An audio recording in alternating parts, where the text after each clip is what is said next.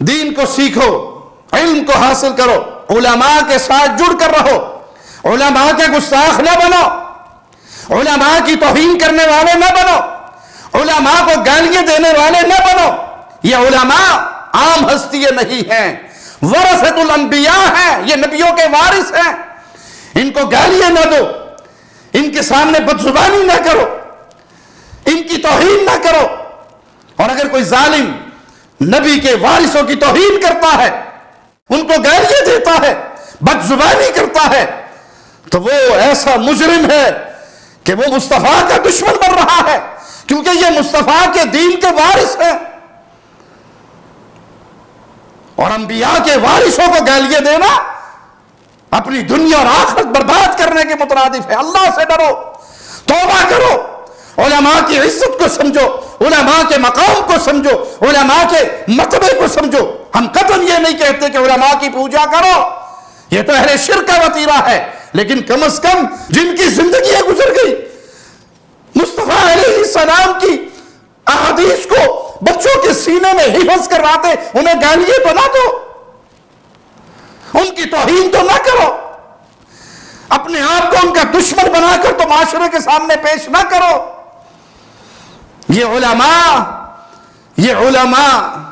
ان کی قدر سیکھنی ہے تو علماء سے سیکھو۔ شیخ صالح فوزان حفظہ اللہ یہ حدیث سناتے ہوئے کہ اللہ علم کو ایسے نہیں اٹھائے گا کہ عالم صبح اٹھے اور اس کا سینہ خالی ہو اور وہ علم سے کوڑا ہو چکا ہو، بلکہ علماء کی موت کے ذریعے اللہ علم کو اٹھا لے گا۔ آج کہاں ہے شیخ ابن باز جیسا کوئی عالم، شیخ ابن عثیمین جیسا کوئی عالم؟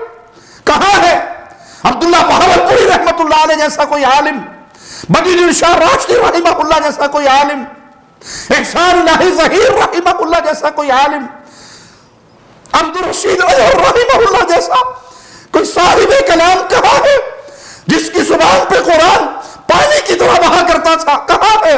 ڈھونڈتے پھرو۔ شیخ عبد المنان نور پوری رحمہ اللہ جیسا کوئی عالم ہے؟ جو علماء بچ گئے ہیں ان کی قدر کرو، ان علماء کی قدر کرو۔ تم ان کی عزت نہیں کر سکتے، انہیں گالیاں ہی نہ دو کم از کم۔ گالیاں دے کر تم لوگوں کو کیا درس دے رہے ہو؟ لوگوں کو کیا پیغام دے رہے ہو؟ یہ علماء کو گالی دینا دین کی توہین کرنے کے مترادف ہے کہ یہ رسول کے وارث ہے، یہ اللہ کے نبی صلی اللہ علیہ وسلم کی دی ہوئی امانت کو سینوں میں لے کر بیٹھے ہیں۔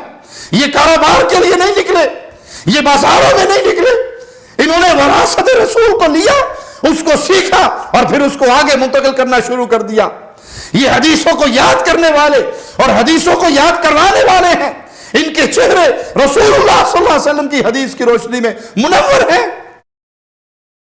اللہ کے لیے ان علماء کے اٹھ جانے سے پہلے ان کی قدر کیجئے، اپنے بچوں کو ان کے حوالے کیجئے تاکہ یہ تمہارے بچوں کو بھی دین سکھائیں، علماء بنائیں۔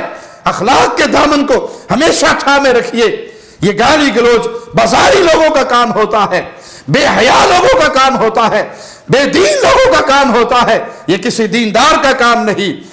جس کے زبان پر اللہ اور اس کے رسول کی باتیں آتی ہو، اس کی زبان پر یہ گندی گالیاں نہیں آیا کرتی۔ اللہ سے دعا ہے اللہ ہمیں علماء کی قدر کرنے کی توفیق عطا فرمائے، اللہ ہمیں دین پہ باقی رکھے، دین پہ زندہ رکھے، اور اللہ ہمیں رسول اللہ صلی اللہ علیہ وسلم کے اس مبارک مشن کو آگے بڑھانے کی توفیق عطا فرمائے۔ زندگی ہماری ساری پیارے نبی کے مشن کو پھیلاتے ہوئے گزر جائے، اور آخری سانس ہو اور زبان سے لا الہ الا اللہ کی آوازیں نکل رہے ہوں، اہل شرک کے ہاتھوں شہادت کی موت پا کر رب کی جنت کے مہمان بن رہے ہو۔ اقول قولی ھذا واستغفر اللہ لی ولکم ولسائر المسلمین۔